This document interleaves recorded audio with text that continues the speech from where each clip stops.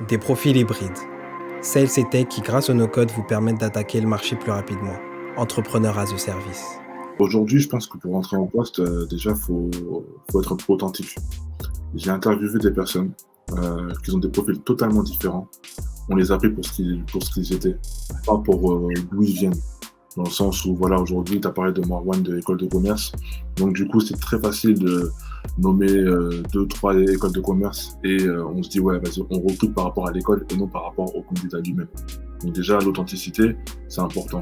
Il faut pas avoir peur d'être authentique. Il faut pas se dire, ouais, je vais faire ça pour aller là-bas. Non. Sois toi-même, parce que tu as tes propres valeurs à transmettre. Donc, déjà, pour le recrutement, parce que des retours que j'ai eus, c'est hyper important. La deuxième chose, c'est, je dirais, la pratique, dans le sens où on peut connaître beaucoup de choses, mais si on les a jamais exécutées, c'est cuit. Ouais. Totalement cuit. Parce qu'en fait, la personne qui va te recruter, concrètement, c'est pour ça que des écoles comme YouMind, Econo, Rocket School, pour moi, ils ont fait quelque chose de fort parce que ils ont trouvé un moyen de mettre dans l'apprentissage de la pratique pour que justement les recruteurs ils ne prennent pas la tête à nous onboarder de 0 à Z, tu vois. Donc, si tu montres que tu maîtrises un truc, que tu kiffes un truc, ils vont le voir direct. Et puis pour eux, c'est un gain de temps énorme. J'ai découvert le poste de Sales Up chez Construire chez Virtuo. Et là, je vais commencer en janvier avec Spendesk. Parcours très classique, hein, école de commerce, le MLV pour la nommer. Et suite à ça, j'ai bossé sur un projet perso qui m'a amené à rencontrer Simon de chez Lemlist, à passer des entretiens et à être recruté en 48 heures et à commencer il y a 2 semaines. Trop bien, félicitations. Merci. Et BizDev chez Lemlist, ouais. On est 2 en France pour le moment, donc c'est cool. Top. Fodé, je te laisse te présenter aussi. Fodé qui travaille avec moi sur Nice to Meet You Club. Ouais. Moi, je suis ancien juriste, donc à la base, rien à voir avec, avec le métier de BizDev. J'ai fait les études de droit, puis après, je suis parti à la suite de ça chez Human School. J'avais besoin de trouver un truc où j'étais à la fois et à l'origine du contrat qui pouvait être conclu et puis être à la conclusion aussi. Donc, dans mon métier de juriste, j'avais plus ça. J'étais plus dans la phase où il fallait transformer ce qui avait été négocié par d'autres personnes sous les termes juridiques. Ce qui, à un moment donné, a fini par m'ennuyer. Moi, j'aime bien l'action, j'aime bien discuter avec les gens. C'est pour ça que je suis allé chez Human School pour me faire former sur le métier de business développeur. Ça, c'était il y a maintenant presque 2 ans, quasiment, si je dis pas de bêtises. Et depuis, j'ai intégré une boîte qui s'appelle Cybelle Angel. J'y suis resté 7 mois. Puis après ça, j'ai commencé le freelance. J'ai eu 4-5 clients là depuis avec qui j'ai enchaîné des belles petites expériences. Ça se passe super bien. Et on lance l'aventure Entrepreneur as a Service avec Valdi il y a maintenant 1 mois, voire un peu plus. Et bon, moi, je suis en train de créer d'autres sujets, d'autres boîtes aussi à côté. Donc, en fait, on a plein de mecs qui, à la base, sont sales et qui aussi ont leur projet, leur side project. Et on met en commun, si vous voulez, des compétences, des expertises qu'on a tous développées. Et on attaque d'autres clients. Du coup, on leur propose aussi à la fois de les aider finalement sur les sujets où ils ne peuvent pas être.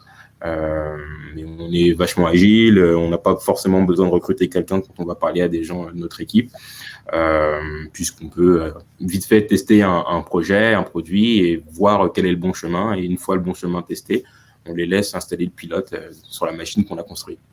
Voilà. C'est ça. Et Barça, du coup?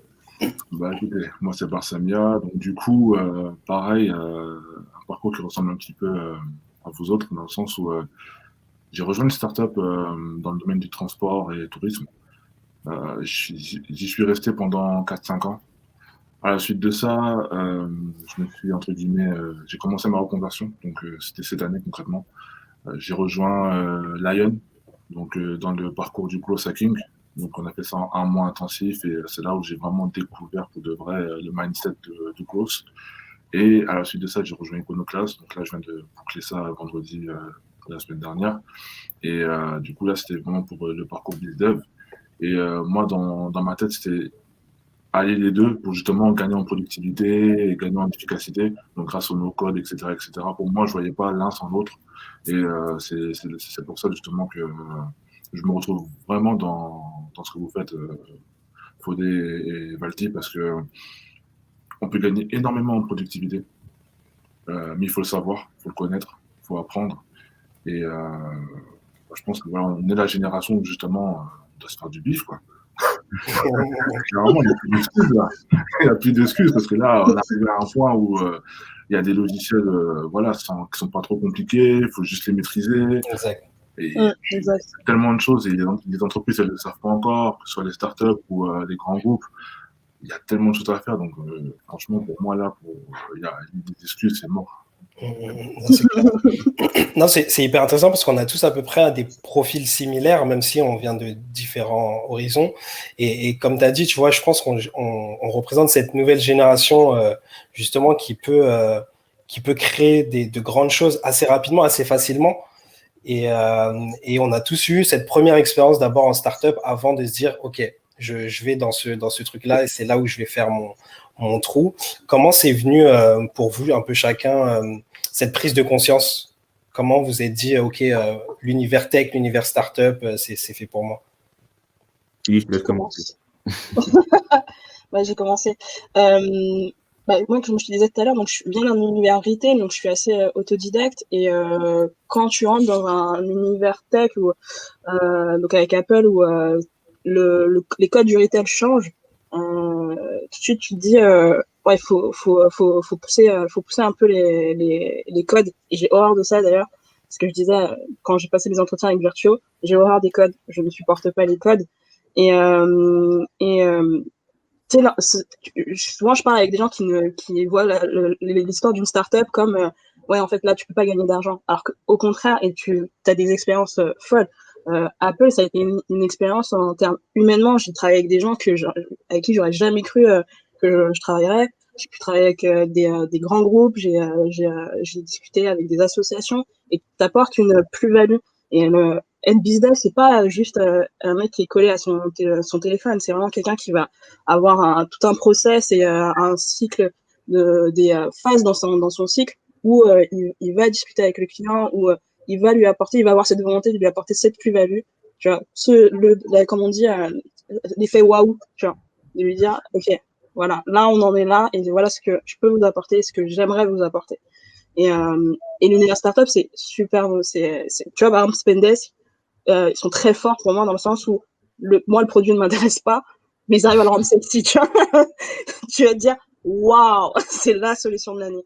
Et tu vois, au même titre que l'AMIX, etc., c'est cette d'une petite problématique, on peut arriver à faire de grandes choses. Et l'écosystème startup, c'est là où tu peux le plus apprendre, selon moi.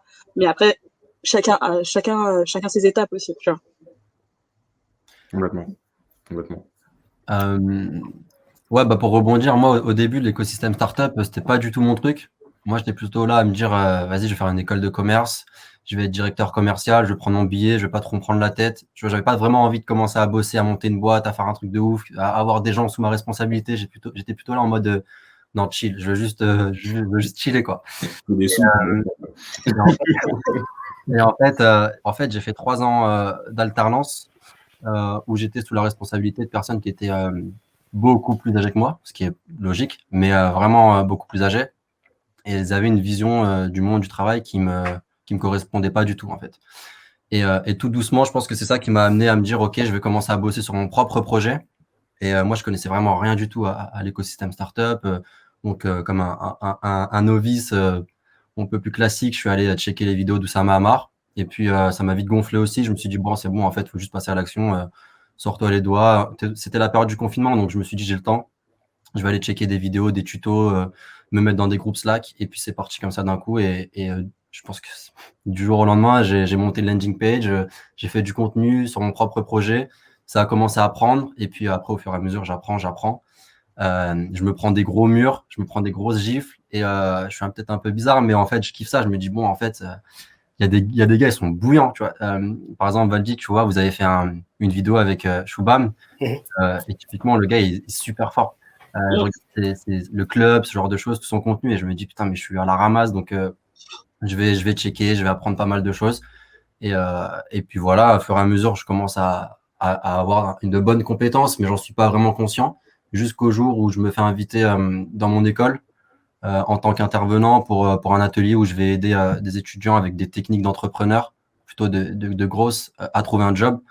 Donc là, je parle de NoCode, de Lemlist, Airtable pour organiser un peu ses recherches, ce genre de choses. Et là, je découvre qu'en fait, tous les étudiants qui sortent d'école de commerce, ils sont paumés, quoi. Ils comprennent rien à tout ça. Tu leur parles de Calendly, on dirait qu'ils ont découvert la Lune. Et je dis, OK, finalement, en fait, je sais faire des choses. Et c'est là où je commence à aller chercher un job tranquillement. Toujours dans cette optique où j'ai été dégoûté du monde du travail. Donc, je cible particulièrement les boîtes dans lesquelles je postule. Et je pense que j'avais un top 5. Et dans ce top 5-là, il y avait Lemlist. Et j'étais un peu frileux parce que je voyais que c'était une équipe de killers. Et je me suis dit, je vais pas réussir à rentrer dans la boîte, quoi. Et finalement, on peut dire que c'est le destin, mais il y a Simon qui me contacte pour me vendre le produit, pour me vendre Lemlist parce que je l'utilisais déjà pour mon projet. Il voulait me faire passer sur la V3. Enfin, franchement, j'ai pas trop compris parce que le rendez-vous, il est parti dans une autre dimension. Il a commencé à me présenter le produit, on a parlé de plein de tips et tout. Et à la fin, je lui ai dit, si vous cherchez quelqu'un, je suis chaud. Et il m'a dit, ouais, j'ai pas osé te demander, mais je pense que ça pourrait fitter et tout. Fais une candidature, on recrute en janvier. Et donc, je me dis, j'ai le temps.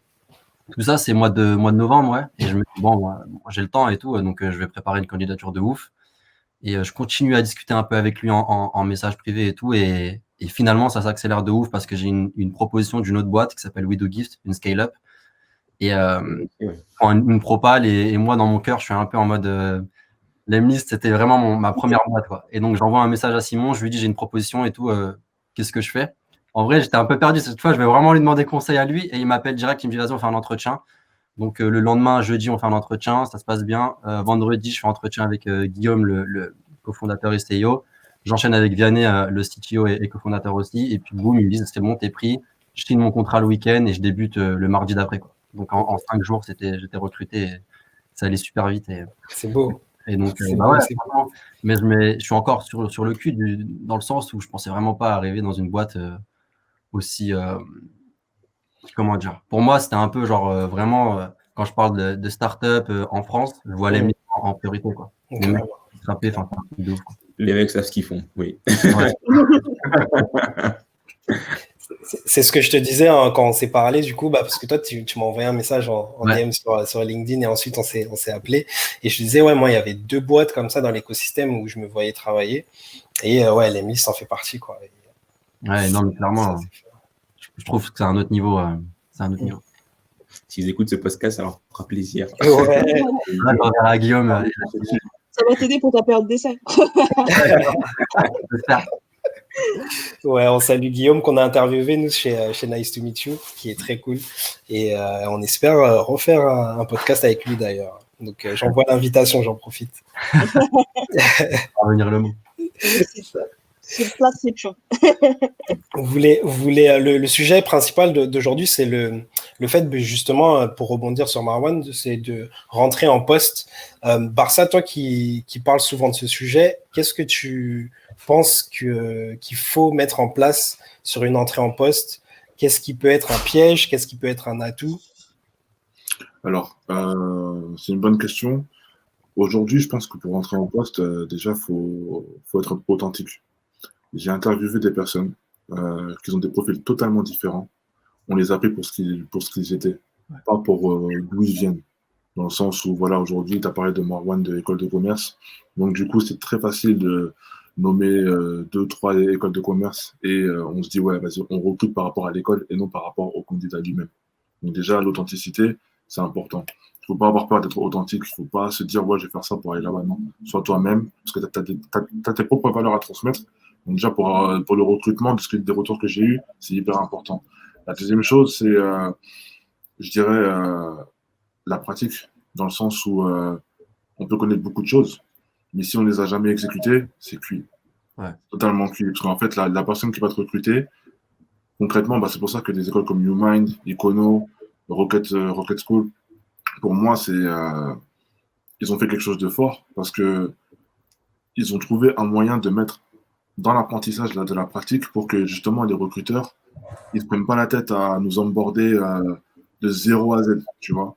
Donc, si tu montres que tu maîtrises un truc, que tu kiffes un truc, ils vont le voir direct. Et puis pour eux, c'est un gain de temps énorme. Énorme. Et ouais, tu veux, vas-y, tu fais ça. Je suis pas totalement d'accord avec ce que tu dis, mais je comprends ce que je sais que tu es un grand frère, hein. Mais je comprends, mais je pense aussi quand même parfois faut faire attention comme je te disais au début avant que Marwan arrive, faut prendre après aussi du recul et être dans l'écoute. Moi, je prends mon exemple tout bêtement. Je suis bizdev, je suis bizdev avant. Je fais pas requête pour apprendre d'être bizdev. Déjà là-bas, je voulais faire le bachelor gros hacker. Donc quand j'arrive chez Virtuo, il y a une friction parce que pas la même vision des choses. Mais ok, je suis quelqu'un d'authentique, mais j'ai su remettre un peu, pas, comme je t'ai dit, pas les ambitions à la baisse, mais prendre un peu de recul sur mes ambitions, sur qu'est-ce que moi je vois sur cette partie, sur la stratégie, etc. Et, et parfois, tu vois, t'as des gens, quand ils arrivent, parce que par rapport à leur background, ils veulent tout de suite mettre les pieds dans le plat. Et je pense qu'il faut avoir un juste milieu, un équilibre. Et l'onboarding, justement, il est très important. Mais je pense pas qu'on est formé à ne pas ne pas perdre de temps à notre onboarding. Au contraire, l'onboarding il est très important. Et tu vois, par exemple, chez Uber, j'ai pas eu d'onboarding. Je me suis formée seule, je suis allée chercher les infos, j'avais contacté les autres business qui étaient en poste. Une semaine après, j'étais déjà en train de lancer une nouvelle vie, donc je savais pas ce que je faisais. Et donc l'onboarding, non, au contraire, moi, je trouve qu'il est très important. Et c'est moi, par exemple, quand je postule, pareil, j'avais un top 5 et cet onboarding est très important et parfois tu te casses la figure parce que peut-être t'as pas été bien onboardé. Donc je suis pas totalement d'accord sur le fait que le but c'est qu'on perde pas de temps sur notre onboarding. Au contraire, prends le temps, slow down, tu vois. Ouais, non, je crois qu'on s'est pas compris. Enfin, je crois qu'on s'est pas compris parce qu'en fait, justement, pour moi, d'après les retours que j'ai eus, les personnes justement qui gardent leur authenticité pendant leur onboarding, c'est ça en fait qui retient l'attention du truc. L'onboarding, pour moi, c'est indispensable. Alors, c'est pas toutes les startups alors. Moi, startup, c'est indispensable parce que déjà, la plupart des profils comme nous, on est entre guillemets en reconversion, donc on vient tous d'un background différent. Si tu nous ramènes dans une boîte qu'on ne connaît pas trop, etc., en plus, on a des réticences par rapport justement, ça fait que 2 ans, 3 ans qu'ils existent et tout, enfin, qui te posent énormément de questions. Donc, justement, l'onboarding, c'est pour bien t'installer, bien t'imprégner, bien observer, voir si justement c'est fait pour toi, c'est pas fait pour toi. Mais si tu mets une casquette en mode, ouais, vas-y, moi, je sors d'école de commerce, donc en gros, je peux tout faire, c'est faux. Ah, putain, Alors, du coup, c'est quoi un bon onboarding selon moi?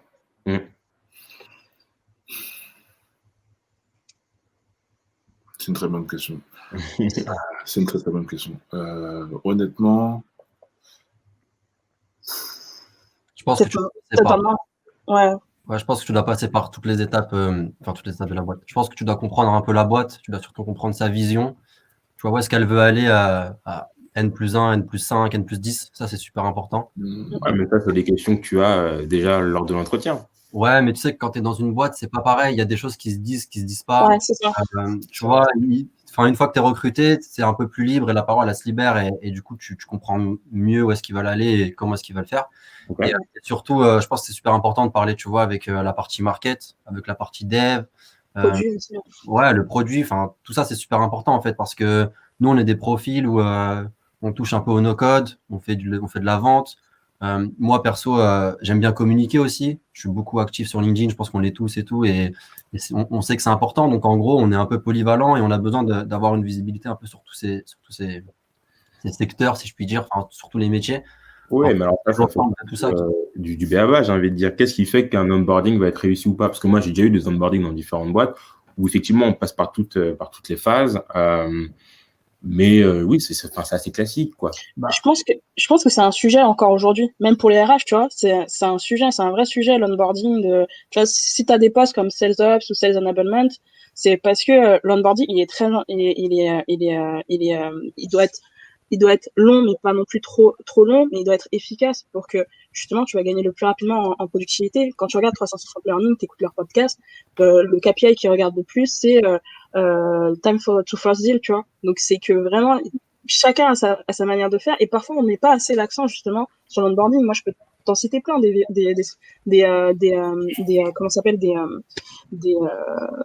des startups où ils mettent pas assez l'accent sur l'onboarding et je pense que ça reste toujours un sujet, tu vois. souvent, tu sais, je dis, l'équipe est à l'image de son commandement. Et souvent, tu vas voir que les profils, ils vont fitter parce que tu regardes le commandement, tu regardes en tout cas le N+1.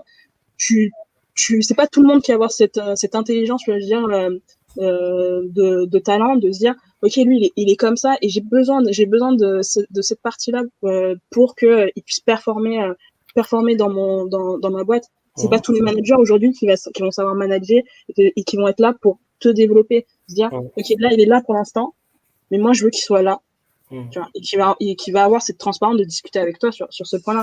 Donc, en fait, un bon onboarding, c'est difficile de le dire parce que c'est encore un sujet pour les RH. Tu vas recruter sur soft skills, tu vas Rocket School recrute sur soft skills. Il n'y a pas de use case comme chez Human ou Itono. Ça reste un sujet qui est en débat, et tu vois, t'as des startups comme Ancestors qui essayent de pousser les codes et que ouais, on va recruter quelqu'un sur ses soft skills et non pas ses hard skills, tu vois. Pour te répondre, Fodé, rapidement, je pense qu'en vrai, l'onboarding, comme tu as dit, c'est un peu classique, mais je pense qu'il se passera bien si déjà le recrutement il s'est bien passé. Tu vois. Si le recruteur a pris la bonne personne au bon moment, au bon endroit, si ça a bien fité, je pense que ça se passe bien. Moi, pour rien vous cacher, quand je suis arrivé chez Lemlist, j'ai pas eu d'onboarding. J'ai bugué. En gros, le truc qu'on m'a dit, c'est fait 2 semaines finalement, ça se trouve, tu es dans un truc, dans un processus et tu ne sais pas. Je pense que ouais, en fait, c'est pas vraiment un process. Quand je suis arrivé, ils m'ont dit ok, tu as checké les formations de l'antichambre, tu as déjà utilisé le produit, vas-y, c'est bon, go quoi. Donc j'ai créé mes premières campagnes, j'ai fait mes premiers rendez-vous, j'ai fait deux, trois tests avec Simon, tu vois, le BizDev qui est en place actuellement. J'ai checké un peu des rendez-vous aussi en mode fantôme, voir comment est-ce qu'ils se débrouillaient. Et puis c'est parti. Je suis arrivé mardi et je crois que vendredi j'ai fait les premiers rendez-vous, j'ai tout enchaîné et lundi j'ai signé mes premiers deals. Enfin, tu vois, il y avait vraiment pas eu d'onboarding et cette phrase, elle m'a marqué où Guillaume il me dit c'est bon, tu as checké l'antichambre, tu sais faire. Maintenant, de toute façon, il faut que tu passes à l'action. C'est en cassant les dents que tu vas apprendre. Mais je pense que ce dont vous parlez, Philly et Marwan, c'est la culture d'entreprise. Et du coup, je pense que l'onboarding, il est bon quand tu communiques directement sur cette culture d'entreprise, parce que souvent, ton manager, il te dit pas exactement ce qu'il attend de toi, et ça reste un peu quelque chose d'un sujet un peu fuyant, etc. Et c'est là où, en fait, le matching, il se fait pas, quoi. Quand même, Par exemple, plus que le ramp-up, en soi, tu as vraiment raison, c'est un match sur la culture d'entreprise. Est-ce que oui ou non, la personne qu'on a recrutée va fitter? C'est peut-être les premières choses sur lesquelles on est évalué. Quel critère est-ce qu'on est évalué? C'est souvent peu transparent. C'est clair. Je pense que c'est pour ça que justement, il y a certains CEO de startups qui interviennent dans les recrutements, dans le sens où voilà, tu as 3 rendez-vous, 4 rendez-vous. Ouais. Ils veulent s'assurer déjà que tu es en phase avec leurs valeurs. Tu vois. Mais ils ont besoin de voir si eux, déjà, ils se disent ouais, lui, ça va le faire, lui, ça va pas le faire. Tu as beau avoir fait les 3 premiers entretiens, les techniques, tout ce que tu veux, les business case, mais si le CEO il se dit non, mais lui, ça va pas trop le faire parce que je sens que machin. À fond. Ça fait C'est pour ça que je suis passé devant le CEO et les 2 cofondateurs et qu'il y avait vraiment 2 steps parce qu'ils voulaient checker la partie culture et fit. Et je pense que s'il y en avait un qui avait dit je pense que ça va pas matcher, ils auraient stoppé direct, quoi. Alors, comment vous répondez au fait que, tu sais, ça a déjà arrivé, que tu as fait tous tes entretiens et finalement il se dit il y a un gros match, la personne est bien, juste peut-être qu'il était pas ce poste-là était pas fait pour lui.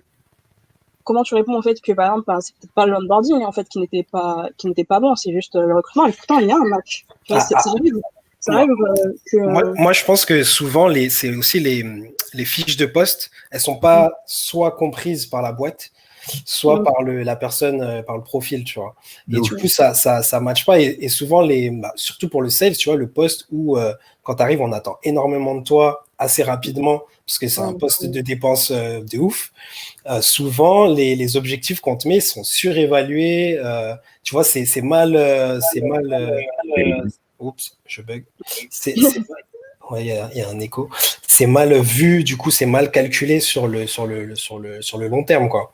Et du coup, ça peut créer une frustration d'un côté ou d'un autre. Même comme tu as dit, la fiche de poste, il y a des fiches de poste où maintenant le mot growth, tu vois, on l'utilise à tout va et personne ne sait ce que ça veut dire. En fait, le candidat comme la boîte, elle est perdue. La boîte pense qu'elle veut recruter tel type de profil alors qu'en fait, elle se trompe. Le candidat, il est dessus, ça ne matche pas. Et tu vois, ça, c'est un gros point important, je pense. C'est ça. Et c'était un sujet, toi, de ton projet, Marwan, justement, Ouais, bah que ouais, tu lançais en side project. c'est ça, j'avais durant le premier confinement, en fait, la dernière année de mes études, j'ai lancé un projet où, en gros, c'était un job board qui permettait aux talents d'aligner leurs valeurs avec celles de leur futur employeur. Moi, j'ai eu plein de galères durant mes alternances. Je me suis embrouillé avec mon N plus, mon directeur, en fait, le DG de la boîte, plein de fois parce que ça fitait pas du tout, en fait. Moi, j'avais l'impression que, d'un point de vue vente, on était plutôt là pour être des vendeurs de tapis. Enfin, je vais pas trop parler de ça, mais en gros, ça fitait pas du tout. Et, euh, et ça m'a dégoûté du monde du travail. Et je me suis dit, je vais jamais trouver une boîte dans laquelle je vais pouvoir m'épanouir. Surtout que j'avais vraiment un profil où je faisais déjà un peu de market, je faisais de la vente, je faisais déjà un peu d'automatisation, plein de choses. Donc j'étais capable de toucher à plein de trucs comme ça. Et le fait de me dire, non, vas-y, tu fais que ça, parce que sur ta fiche de poste, il écrit que ça et que tu peux pas avoir une idée, par exemple, sur la partie marketing, déjà, ça me saoulait beaucoup. Et du coup, j'ai lancé ce projet-là et je me suis dit, je vais vraiment faire matcher la partie valeur avec la boîte. De toute façon, dans les deux cas, du côté entreprise ou candidat, il y a tout intérêt ils ont tout intérêt à être hyper transparents, quoi. De dire nos valeurs, c'est ça. Le candidat, il a tout intérêt à dire mes valeurs, c'est ça. Et ensuite, on fait un matching, quoi. Parce que de toute façon, si tu commences à mentir sur tes valeurs, c'est toi qui es pénalisé. Tu vas arriver dans une boîte qui ne te correspond pas, tu vas partir au bout de 4 mois, tu vas recommencer le process. Et je jouais vraiment sur cet aspect. Tout le monde est honnête, tout le monde parle de ses valeurs. De toute façon, il y en a qui ont des valeurs, A, d'autres qui ont des valeurs B, d'autres C. Il y aura toujours une personne avec qui il y aura un fit, tu vois. Et je jouais vraiment sur ça et c'était super important. Après, je pense que là où je me suis bien mangé un gros mur, c'était sur la partie product market fit côté entreprise. Côté talent, j'avais eu beaucoup d'inscriptions sur la landing, je me souviens. Et côté entreprise, j'étais pas assez focus, j'avais pas une bonne verticale, mais ça, c'est autre chose. Et du coup, ouais, j'ai eu l'occasion d'échanger avec beaucoup de boîtes et, euh, et je me suis rendu compte que soft skills, compétences, tout ça, en vrai, peu importe. Peu importe, tant que tu fit avec la boîte, tu vas être vraiment motivé à l'idée de bosser avec elle, tu vas te donner et quand tu te la donnes, bah, en vrai, tu apprends beaucoup plus vite, tu es hyper opérationnel et ça, c'était important. Ouais. Faudé, toi, est-ce que tu peux revenir sur ton expérience justement en sortant de YouMind? Moi, j'ai rejoint OnePark, toi, tu as rejoint Cybelle. Ça a été quoi, toi, ton retour d'expérience un peu sur tout ça? Moi, je suis arrivé chez Cybelle et j'avais eu de la chance parce que niveau projet, ça fitait plutôt avec ma personnalité. Moi, je suis un mec, comme je vous le disais tout à l'heure, j'aime bien toucher à plein de trucs. Quand j'étais à la fac, j'avais été président de BDE. On faisait principalement de l'organisation d'événements culturels. Donc, c'était, je sais pas, des concours de plaidoirie, comme la grosse soirée étudiante à 30 000 personnes. Enfin, des trucs totalement différents. Et c'est ça que moi que j'aimais. Donc, finalement, aller chercher des projets où je pouvais un peu toucher à tout. Et ce qu'on me proposait, moi, donc, en arrivant chez Cybelle Angel, c'était de développer un nouveau marché, puisque jusque-là, il s'adressait à des grands comptes. Et là, il me disait, en fait, on veut voir comment on peut attaquer le mid-market. Moi, je dis, ok, trop bien. Donc, on me donne une carte blanche, mais je suis sales. On me recrute pour être sales. Et donc, il faut appeler des gens, trouver son produit market fit. Parce qu'en réalité, quand tu t'adresses à une nouvelle audience, tu dois aussi pouvoir adapter ton produit pour t'adresser à de nouvelles personnes. Et il était là, finalement, le frein avec Cybelle Angel. C'était que le produit n'était pas encore tout à fait adapté. Et c'était, voilà, ce qu'on devait rechercher, finalement, sur ce marché-là. Et l'onboarding, si tu veux, moi, c'est plutôt bien passé, j'ai envie de te dire. J'ai rencontré absolument toutes les fonctions de l'entreprise, donc aussi bien des gens qu'au produit, avec les devs, les sales évidemment, le marketing. Mais là où finalement ça l'a pas fait avec Cybelle Angel, c'est parce que il n'y avait pas d'équipe réunie autour de mon projet, si tu veux. Donc c'était plutôt un truc qui avait été porté par le VP. Je pense aussi que le CEO était, bien sûr, le CEO était à fond derrière ce projet-là. C'était même quelque chose qui était attendu, mais il n'y avait pas forcément de produit derrière le truc, il n'y avait pas de mec du marketing non plus. Donc, tu devais en plus éduquer un marché, mais tu peux pas le faire juste en tant que sales, en passant des calls de temps en temps, tous les jours, et en envoyant des mails aux gens. Il devait y avoir au moins une landing page de créer sur ce sujet-là, ça n'avait pas été fait. Donc, c'est là où finalement, il n'y avait plus match. Moi, j'aime toucher à tout, mais je n'avais pas l'opportunité de pouvoir toucher à tout. Et c'est pour ça que finalement, ça ne l'a pas fait avec Cybelle Angel. Et donc, après, je suis parti en freelance. Et c'est dans les projets que j'ai cherchés, c'était plutôt des projets où je pouvais effectivement me balader sur ces différentes fonctions-là et pas être attonné à la partie sales. Parce qu'avant la partie sales, il y a déjà la partie strat, où tu dois à savoir à qui tu parles, quel est le besoin de la personne, comment tu peux l'aider, qu'est-ce qu'elle fait, quel est son quotidien. Enfin, il y a déjà ces premières réflexions en amont, et puis après, derrière, c'est mettre un produit en face de la bonne personne. Puis après, effectivement, c'est là où le sales entre en jeu. Puis après, il faut quand même pouvoir présenter ce projet-là, donc construire ce qu'on appelle son awareness autour de son projet. Puis donc là, c'est des fonctions market qui entrent en jeu. Et moi, c'est pouvoir toucher à ces différents aspects-là qui me faisaient kiffer et qui me fait kiffer aujourd'hui. Et je suis bien mieux finalement freelance à bosser sur cette latitude-là que dans une boîte où on cantonnait une fonction unique. Ah, je confirme. Mais du coup, moi, j'ai une question, mais du coup, vu que il n'y avait pas encore cette partie-là, tu n'avais pas le temps tu pouvais pas avoir la discussion de dire avant de vendre le produit, il faudrait d'abord qu'on s'occupe de la partie strat. Ah, d'accord, ok. On l'a eu, évidemment, cette discussion, on l'a eu, mais bon. Quand ça reste des machines après, hein, tu sais, c'est des jeunes, maintenant, je sais pas combien de personnes il y avait une centaine. Il faut réaligner des personnes, allouer des ressources qui sont déjà ailleurs sur un projet. Il faut le faire rapidement, quoi. Et c'est là où les startups, en tout cas les entreprises de différentes tailles, réagissent différemment. Une petite boîte, elle n'a pas d'autre choix que d'être très agile, très vite. Alors qu'une plus grande, elle a déjà sa roadmap, elle sait déjà où elle veut aller. Et donc, faire les ajustements, c'est un peu plus compliqué. Alors, du coup, est-ce que tu penses… Ouais, excuse-moi, Philippe. Du coup, est-ce que tu penses que tu préférerais pas plutôt bosser dans des boîtes qui commencent à décoller, une fois que ça décolle, que ça structure, parce que, wow, j'arrive pas ce soir, enfin, aujourd'hui, que ça structure, tu vois. Ouais, mais je suis en décalé, là. Tu commences à partir. Tu viens, tu structures la chose, tu trouves le product market fit, tu fais les trucs qui te font kiffer, tu as l'engine, tu communiques, tu fais de la vente, et puis une fois que tout ça est OK, tu commences à aider d'autres boîtes, quoi. Complètement. En fait, c'est ce que je fais en freelance aujourd'hui. Effectivement, si demain je devais retourner dans une boîte, c'est plutôt ce que je ferais. Mais du coup, je le fais pour moi et je crée ma propre boîte. Donc, voilà. Donc, après, on a tous ces aspirations, ces machins, ces trucs. Mais effectivement, si demain je devais retourner dans une autre boîte, ce sera plutôt sur cette boîte early stage par qui je me connais. Et du coup, moi, je reviens sur, tout à l'heure, on parlait d'onboarding, de matching et d'entretien. Est-ce que tu penses que peut-être l'entretien, il n'a pas été peut-être assez profond, peut-être que tu n'as pas pensé aux bonnes questions avant de rentrer? Tu as absolument raison. Non, tu as absolument raison. Effectivement, après coup, en analysant les raisons de cet échec, je me suis dit, effectivement, la première discussion que j'aurais dû avoir, les premières questions que j'aurais dû avoir, c'était sur, OK, le projet, c'est ça, mais quels moyens est-ce qu'on alloue à ce projet? Ouais. Et ça, c'est une question que j'ai pas posée. J'étais tellement excité par le fait d'avoir carte blanche et d'y aller à fond que j'ai oublié cet aspect-là. Et effectivement… La fausse carte blanche, la carte grise, en fait. Et ouais, t'as complètement raison. Est-ce que la boîte, est-ce que les autres, en tout cas, entités de la boîte sont alignées sur ce nouveau projet-là? C'était pas encore tout à fait le cas et c'est pour ça que ça n'a pas fonctionné. Je sais pas où ils en sont aujourd'hui là-dessus, mais s'ils devaient recommencer, effectivement, ils auraient d'autres personnes à intégrer. Du coup, ça, c'est un tips qu'on peut donner à ceux qui nous écoutent et qui vont entrer en poste, c'est vraiment creuser vraiment le fond de leur poste et d'essayer de savoir, parce que moi, c'est le même constat. On ouvrait un nouveau marché, mais forcément, c'est vrai qu'une personne, eux, ils veulent tester.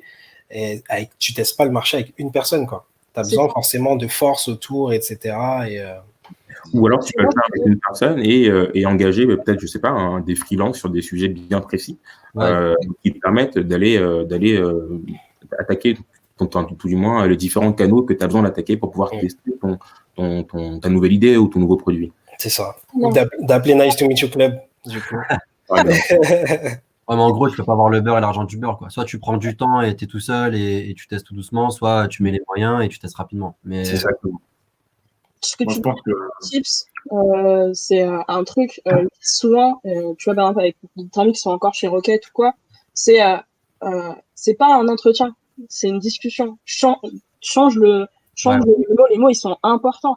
C'est on est dans une discussion. Lorsque tu arrives à changer cette barrière de t'as un N+1 qui t'observe et qui te pose des questions, hop, on remet les choses dans le contexte parce que même si je suis nulle, il y a des choses que je voudrais faire. Donc, et faut pas le prendre comme un échec.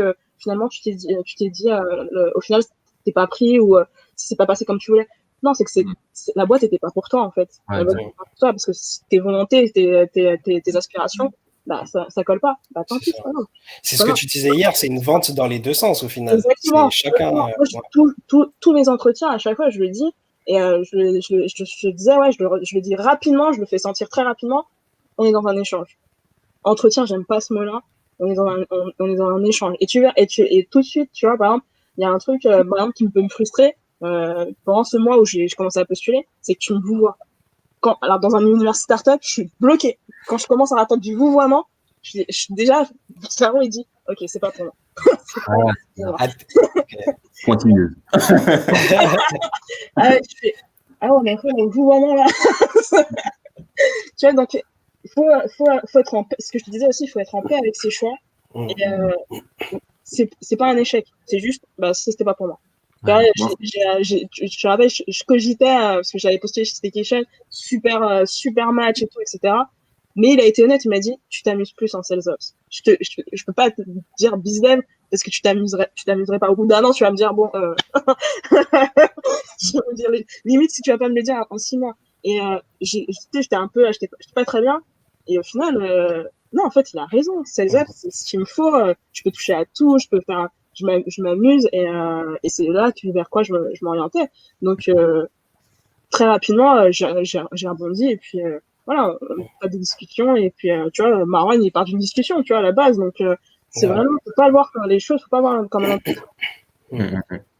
Toi, Barça, en plus, j'allais donner la parole. Toi, tu as gratté un peu justement sur le poste là que tu rejoins.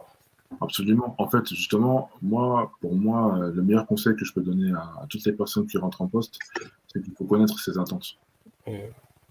Il faut absolument connaître, parce qu'il y en a qui rentrent en poste juste parce que c'est le prestige de rentrer en poste chez un tel, tu vois. Donc, du coup, faut savoir déjà dans quelles conditions on veut travailler. Si on veut travailler à la maison, si on veut travailler seul dans un bureau fermé ou un bureau ouvert, si on a besoin de communiquer, pas besoin de communiquer, parce qu'on est tous différents. Donc, si on ne connaît pas ses attentes, déjà, rien avant de parler d'onboarding, c'est mort, en fait. Parce que tu vas rentrer, tu auras peut-être que eux, tu correspondras à leurs attentes, mais toi, tes propres attentes, c'est lui. Tu vas rentrer, tu vas faire ton onboarding, c'est mort, en fait. Tu vas dire, mais non, mais moi, si tu connais pas tes attentes, comment tu penses comment tu fais? Faut déjà se poser des questions, déjà. Je pense que c'est important de se poser des questions. Qu'est-ce qu'il me faut? Dans quel environnement je veux bosser? Quelle est la meilleure manière pour moi de travailler, en fait? Quand tu sais pas, il faut expérimenter, te péter la gueule et après tu fais partie. Il y a des choses que je fais, moi, c'est de me mettre face à une glace, souvent quand j'ai une mauvaise journée ou j'ai une expérience qui m'a pas plu. Souvent, je dis souvent, être honnête envers soi-même, c'est la qualité essentielle pour être bon, voire excellent, mais c'est la plus dure aussi. C'est quand tu es face à ton miroir et que tu dis, mais en fait, fini, voilà ce qui t'a manqué. Ton ton, il était peut-être pas bien, t'as mal préparé ton call. Et je pense que c'est difficile de se regarder et de se dire, ouais, t'as fait telle erreur, t'aurais pu améliorer ça. Ou, en fait, c'est peut-être pas ça qu'il te faut. Et quand tu arrives à te faire ce travail-là, cet exercice-là, c'est un exercice purement de développement personnel. Je suis grave à fond de développement personnel. Non, mais t'as raison. C'est essentiel dans le métier de sales. C'est essentiel de savoir se remettre en question. Parce que beaucoup de sales, je pense, ils se pètent la gueule justement parce qu'ils savent pas avoir ce côté vas-y, je vais me remettre en question. Ah ouais, non, mais c'est le produit. Ah ouais, non, mais c'est le market. Ah ouais, non, mais c'est le client aussi. Non, pose-toi. Avant déjà, qu'est-ce que tu as fait toi? Qu'est-ce que tu as amené? Et hier, on parlait de comparer à une relation de couple. Et ben, tu vois, le cycle de vente, clairement, c'est ça. À un moment, tu veux faire quoi avec cette personne? Où tu veux aller avec cette personne? Qu'est-ce que tu veux lui apporter? Qu'est-ce qu'elle va t'apporter? Mais qu'est-ce que tu veux lui apporter aussi? Tu vois? Et je pense que cet exercice-là, il est bien. Et Rocket School, tu vois, on avait fait, je crois qu'Icono, vous faites ça aussi. On avait eu des exercices de développement personnel avec un coach et tout. Et c'est génial. Je peux te dire, j'ai pleuré. Moi pleurer. Mais tu vois, tu te remets en question. En fait, tu fais l'exercice parce que l'exercice c'était dire ce qu'on aimerait faire et qu'on n'est pas encore capable de faire. Tout le monde met des trucs, j'aimerais bien cuisiner, machin ou pas. Je me suis dit, bon, alors, on va aller creuser un peu plus profond et je suis allée mettre des trucs vraiment plus perso. Mais je me suis sentie après, à la fin, rincée, mais tellement bien. Et je me disais, je sais où je veux. Je sais où je veux aller. C'est pas donné à tout le monde de pouvoir quand même d'avoir cette qualité-là. Mais vraiment, des fois, c'est dur. Chez Human, hein. Pardon. Non, excuse-moi, Faté, vas-y. Non, je disais, nous aussi, on a eu un exercice de genre-là chez Human School. Une partie avec François qui était le fondateur, puis après avec un intervenant qui était prof de théâtre et qui lui poussait vachement sur ces questions-là. Et effectivement, c'est super. Enfin, c'est important. Enfin, je ne vois pas comment tu peux avoir un métier où tu es censé t'adresser aux autres sans te connaître toi-même, en fait. C'est ça. Mais en vrai, je trouve que quand même c'est compliqué et que là, on est dans des postures où il y a Human School, il y a Rocket School, il y a Econo. C'est des environnements qui ont compris tout ça. C'est des boîtes qui ont compris tout ça et qui nous aident à aller vers ça. Mais là, moi, je suis rentré en province. Je sais que tous mes potes qui sont en province, ils sont pas conscients de tout ça. C'est des gens qui sont...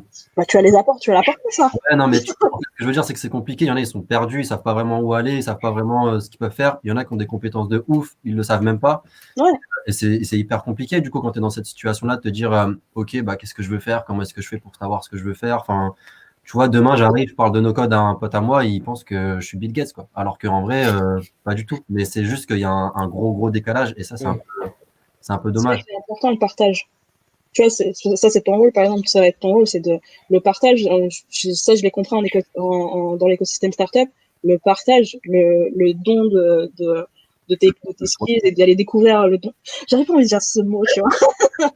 Le don, c'est le développement personnel. C'est quand tu donnes sans attendre de l'autre. Non, c'est sûr. C'est essentiel. Et ça, je trouve qu'en grand groupe, tu peux pas, tu l'as pas. C'est plus, voilà, je garde pour moi parce que mon objectif, c'est d'être là dans J-, je sais pas combien, tu vois. Donc, alors que t'as pas cette histoire-là dans l'écosystème startup, en tout cas, dans les plus belles startups. Et tu vois, c'est là que c'est ton rôle, tu vois. Quand tu reviens dans les alumni et que t'as cette environnement de discuter, d'échanger, ben, si t'as pas ce côté partage, ce côté curiosité et de curiosité de l'autre, tu vas sombrer dans l'écosystème startup. Je suis d'accord avec toi. Mais ouais, je trouve que juste c'était. En vrai, des fois, on dit des choses où c'est bien beau, mais concrètement, c'est compliqué en vrai. C'est hyper compliqué. Ouais, c'est vrai. Et ouais, je le vois, franchement. Il y en a qui sont paumés. Après, c'est que l'expérience, je pense, qui permet d'arriver à ça. Parce que c'est vrai que ce soit Fodé ou moi, on aurait peut-être dû, sur nos postes, gratter plus, mais c'est l'expérience qui fait que tu as l'excitation, tu vois, tu veux rejoindre une boîte stylée, etc. Ouais. Il y a des questions que tu ne te poses pas. Et plus tu fais d'erreurs et plus tu te dis, ah ouais, mais en fait, la prochaine boîte, ça, je gommerai, etc. Ouais, c'est bien de faire des erreurs. C'est important. Ah oui. Ouais, je vous conseille le podcast de Enzo de WeHelp, le Head of Sales. Il mise que sur l'échec. Et putain, j'ai chialé. Ah ouais? Tout en sortant. Sensible, en fait, tu dis ça. Comment? Sensible, en fait. Oui, d'ailleurs, c'est contour bien fait. Il y a un cœur. Non, mais c'est. Non, je te jure, franchement, c'est un. Il est lourd. J'ai nommé mes 3 podcasts. Non, mais je vais pas le dire, mais en tout cas, il fait partie. Ce podcast. Ah ouais, je connaissais pas du tout. En plus, c'est genre 25 minutes, un truc comme ça, c'est rapide. Ouais. Et... Okay. Ouais. Mais c'est quoi, tu peux le rappeler? Tu peux redonner le nom? Alors, le nom exact, attends, je me rappelle. C'est Phoenix, je crois. C'est Enzo de WeHelp, c'est l'aide of sales de WeHelp. Et Enzo, je vais te dire tout de suite. Je crois que c'est Phoenix, si je dis pas de bêtises. Oui, c'est ça, c'est Phoenix. Oui. D'accord. Mais Phoenix renaît de ses cendres, mais oui. D'accord. Donc, ouais, c'est ça. Et franchement, t'as des histoires incroyables. Moi, le dernier que j'ai écouté, c'est d'une nana qui a souffert de l'anorexie et qui part à l'étranger et qui a su se relever de ça, tu vois. Et donc, non, franchement, l'échec, on a un peu peur en France, je crois. Il y a des mots qui font peur en France, j'entends. L'échec, l'ambition, être ambitieux, c'est des mots qui font peur. Qu'on n'aime pas et qu'on fait passer ça par de la modestie mais en fait c'est de la fausse modestie en fait. Non, c'est bien d'être ambitieux, au contraire, c'est important. Donc non, franchement, super podcast à écouter. Okay. En plus le mec est super cool, Enzo, super cool. Je pense que ce qui est vraiment bien aussi, c'est d'aller discuter avec des gens, tu vois. Comme je le fais, comme moi j'essaie de faire, j'envoie un message à Waldy, je lui dis ouais, t'es chaud, on échange, juste 100% networking et on parle, et c'est oui ou c'est non, mais si c'est oui, t'apprends énormément de choses. Et si tu fais ça avec plein de personnes et dans plein de postes différents, déjà tu vas pouvoir après justement te poser toutes les bonnes questions comme tu disais à Barça et choisir la boîte vers laquelle tu pourras te péter les dents une première fois, une deuxième fois, une quatrième fois. Exactement. Et à la fin, tu sais vraiment ce que tu veux et Et je pense que c'est vraiment comme ça en vrai. Hein. Tu parles avec des gens, après tu choisis où tu vas, et puis tu fais t'as des erreurs, enfin tu fais des erreurs, t'as des échecs, etc., etc. Et ensuite tu ressors grandi, et ça c'est super important. Enfin, LinkedIn, c'est pas juste ajouter des gens et d'avoir des beaux gens. Genre, j'ai des CEO, j'ai des CTO, ouais, je suis génial. Non, va discuter avec eux. Même si je suis pas allée au bout de Rocket, il y a une barrière que j'ai pu enlever, c'est de pas avoir peur d'aller discuter, d'aller ajouter, discuter. Par exemple, si j'avais besoin d'apprendre un poste que je connaissais pas et que j'avais personne pour me le montrer, bah je suis allée chercher d'autres sales reps. C'est comme ça que j'ai connu aussi Valdi, pas Waldi, attention. Voilà, tous ceux qui écoutent, dans tous les podcasts, on m'appelle Waldi. Aujourd'hui, tu vois. Et même Marwan, en fait, je commence à te voir sur mon feed LinkedIn. Nouvelle. Enzo, c'est comme ça, pareil, tu vois. Enzo, il est venu, il m'a dit, ouais, j'ai vu qu'on était tous les deux. Comment il m'a dit ça? Mais en fait, parce que je fais des tests de personnalité et tout que j'ai mis sur mon feed. Donc non, LinkedIn, c'est un outil puissant et il faut le faire, tu vois. Faut vraiment l'utiliser à bon escient. Même au-delà de ça. Franchement, moi, Enzo, je l'ai connu parce que je l'ai call, quoi. Je l'ai appelé pour la liste et à la fin, ça a dévié. Je lui ai dit, ouais, c'est trop stylé et tout, le podcast, viens en échange, machin, et on s'ajoute. Et je pense qu'il y a pas, enfin, t'as tout le temps des opportunités de rencontrer des gens, que ce soit ton client, que ce soit un partenaire, que ce soit, je sais pas, même une personne que t'aimes pas en vrai. Enfin, faut toujours essayer de creuser et de discuter avec la personne. Carrément. Exactement. Ça, parce qu'avant, on proposait des cafés. En ce moment, c'est un peu compliqué. Un peu compliqué. Ah, moi, je monté, hein. C'est vous, je vois, vous. En tout cas, c'est cool. Franchement, on a apporté pas mal de valeur là sur ce premier épisode Newcomer. Marwan, du coup, on va faire un article, je pense, sur toi. Je vais créer une newsletter là, je pense, sur NTMY Club. Et est-ce que, avant de finir, vous pouvez donner chacun deux actions, enfin 2 points actionnables que vous allez mettre en place là sur votre poste, et on reviendra dans 3 mois, dans 3-4 mois, on reviendra vers vous pour voir si vous les avez mis en place. Est-ce que vous pouvez nous donner comme ça des 2 objectifs? 2 objectifs. Moi, déjà, je dirais, ouais, ça fait un peu con, mais genre, passer la période d'essai. Parce que si je sais que je l'ai passé, c'est que derrière, j'ai killé tous les objectifs que je me suis fixés et que eux m'ont fixé. Et après, il y a un autre objectif qui serait dans la boîte, c'est qu'on est en train de parler de plein de sujets, et j'ai la possibilité de faire plein de choses. Et j'aimerais bien, pareil, lancer un petit format un peu sympa, style newsletter ou autre chose pour parler de la vie de sales et de donner des vrais tips actionnables sur la partie call mailing, call calling, rendez-vous de découverte, plein de choses. Je pense que là, il y a quelque chose à faire et je suis chaud de bosser sur ça. Je tease un peu 2021 du coup. Ouais, grave. Et toi, Barça? Alors moi, je vais rejoindre Marwan sur la période d'essai, étant donné que je démarre aussi en janvier. Donc il faut que je kill tout, il faut que je destroy tout. Et le deuxième objectif, c'est justement pouvoir développer le réseau via Becoming the Biz. Donc avoir un format beaucoup plus concret, beaucoup plus structuré. Justement, on y parle avec Philippe qui est présente, donc je pense qu'il y aura pas mal de choses à faire, à venir. Et ouais, c'est mes 2 objectifs jusqu'au prochain rendez-vous. Il y aura du changement, c'est certain. Ok, cool. Moi, je vais rejoindre Barça, donc vraiment pouvoir lui apporter ce petit plus sur son podcast. Et après, c'est plus perso parce que du coup, c'est plus perso mes objectifs sur 2021. Mais sinon, pour un truc où je sais que ça va m'être utile, c'est de devenir une pointure sur Salesforce, parce que là, en ce moment, je suis en train de faire les PLL, j'ai l'impression de faire du PHP, du JavaScript, je suis en train de m'arracher les cheveux, même s'il n'y en a plus beaucoup, mais voilà, c'est mon objectif, ouais, de devenir une pointure, et je pense que après, j'aurai toutes les portes ouvertes. Donc, ça, c'est vraiment un objectif numéro 1. Je passe mes journées à faire ça. Top. Fodé. Bon, du coup, nous, on bosse ensemble, mais...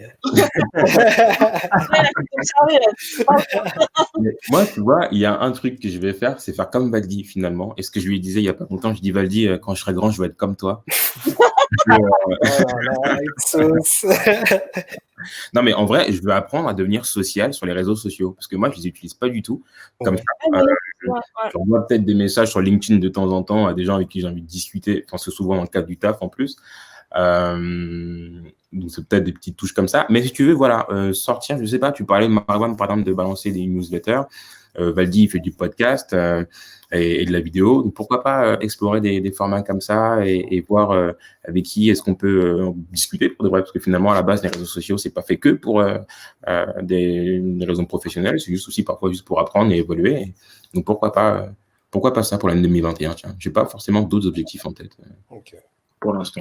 On va se rejoindre parce que je me remets au montage vidéo, à la vidéo pour On a des besoins.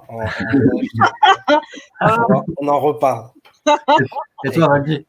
Moi, alors c'est réussir là, on est en train de signer nos premiers clients chez Nice to Meet You Club. Donc c'est réussir nos premières missions et franchement c'est que ça pour l'instant, c'est avoir que nos premiers clients soient hyper satisfaits d'entrepreneuriat du service et développer la marque vraiment. On a envie de devenir, alors je le dis officiellement, mais le germinal des sales. Donc c'est l'objectif. Ambitieux, c'est bien, c'est bien. C'est le but. Donc voilà, je vous remercie tous les 4, c'était top. On se refera un épisode comme ça une fois par mois, ça peut être assez cool. Donc on reste en contact, prenez soin de vous, passez un bon dimanche. Ouais. Et on se dit à bientôt.